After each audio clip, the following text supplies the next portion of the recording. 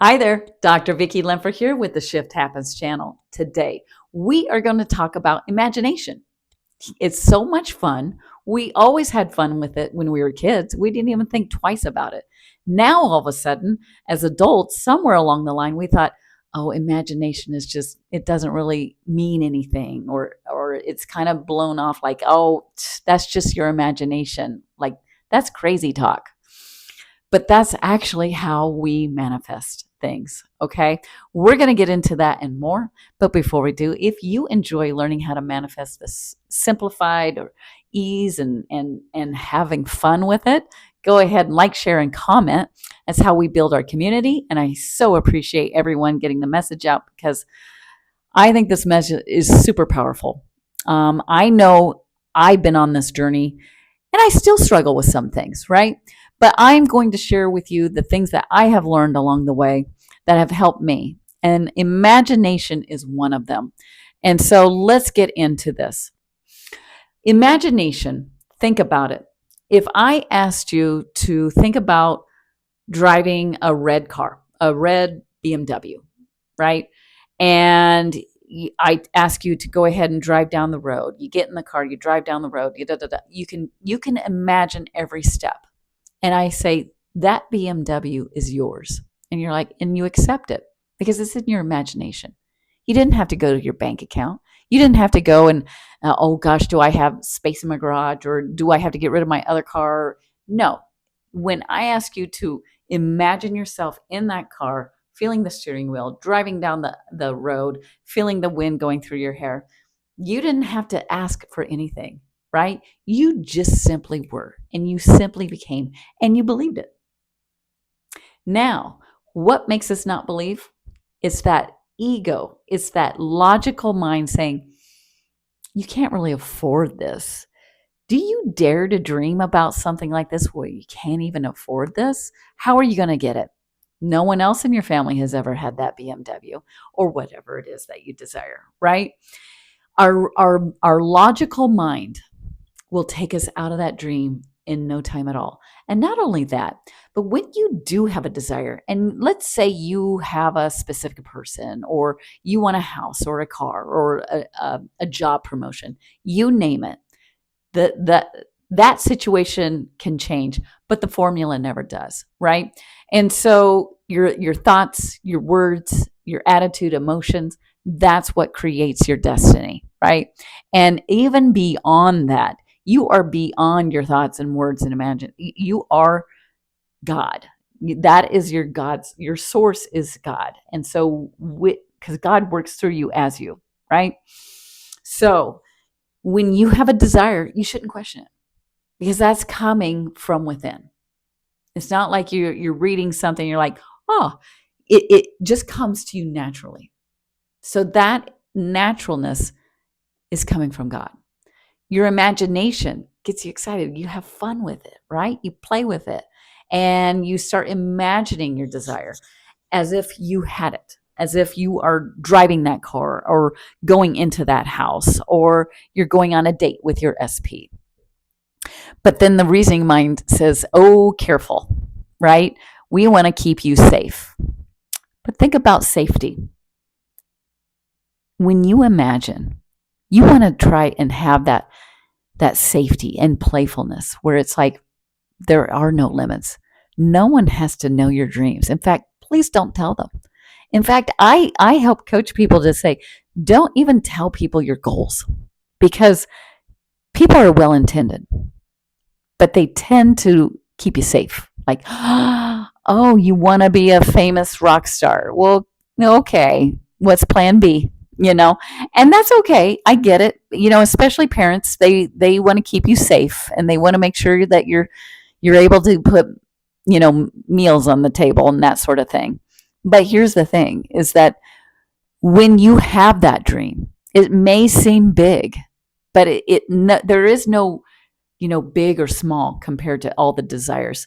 But if that is truly inside of you and you get into a space of believing, God will take you through the steps. It's not like you're just going to be like, okay, I'm just not going to have a place to live or anything like that.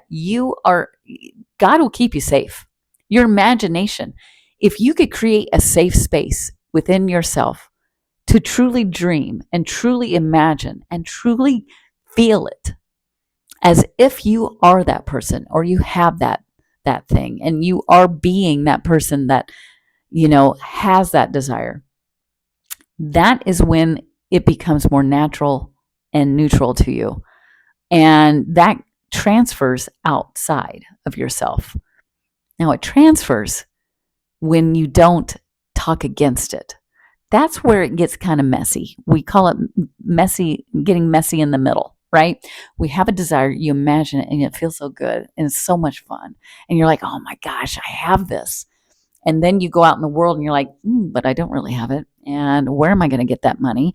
And my bank account is not showing that I can afford that BMW, or whatever. Or I'm not rich enough to have the SP, or I don't have the job that you feel like you need to have some sort of status or something in order to get that SP. Whatever it is, it's always a not enoughness, right? Because that logical mind takes over and says, but when and where and how? The big how, right? So how do we deal with that? Well, first of all, it's a trusting and a believing and a total trust in your imagination. You have to surrender and say, yes, imagination is the Christ within you. It is God. God is working through you, as you, through your imagination, right? That's your connection. And if you can imagine without boundaries and without asking where or how, because you naturally don't ask, well, how am I going to get that? And if you do, you need to step out of that becomes a nightmare, right? Because all of a sudden you're like, boy, I'd really like to have that. And then your logical mind steps in and you're like, no, you're ruining it, right? And it is. So you need to be able to kind of just like be playful, have fun, and trust and know that the imagination is there. That is your most powerful tool. And to be in it and believe in it. So that is what we talk about when we're saying go back to the end. When you are faced with, circumstances that are showing different things, or like challenging things that's showing you that, I don't know if you can get it. You go back to that imagination and you trust and believe that that is how you create, because it is. You feel it, you see it, and you believe it, and you become it, and that is truly why we manifest, is to really get back connected to your imagination, to God. And it doesn't really it has zero to do with the SP or the money or the house. It always that inspires us to go back into ourselves, because oftentimes our limiting beliefs are wonderful things, because they boil up and they're like, oh man, I got to go back to God and know and accept and realize that I am God. God is working through me, as me, and through me with my imagination. And so when you have those limiting beliefs or those thoughts that go against, your desire, that's a beautiful thing. And so you can use it and say, oh no, I'm going to go back to that imagination, to that vision, to the end result of what I want, and feel it and be it. And then go back to living your life and just almost having tunnel vision, so to speak. And just really, I challenge you to really accept that imagination, to believe that you are that person, and have fun with it. And try to keep that logical mind at bay, because that's that ego saying, careful, you're not good enough. And that not enoughness is what keeps you from being your brilliant, beautiful self. And just know that God wants you to have everything you desire. But it's about releasing yourself and allowing yourself to believe in that imagination, to believe in that result, and to be that person that has that.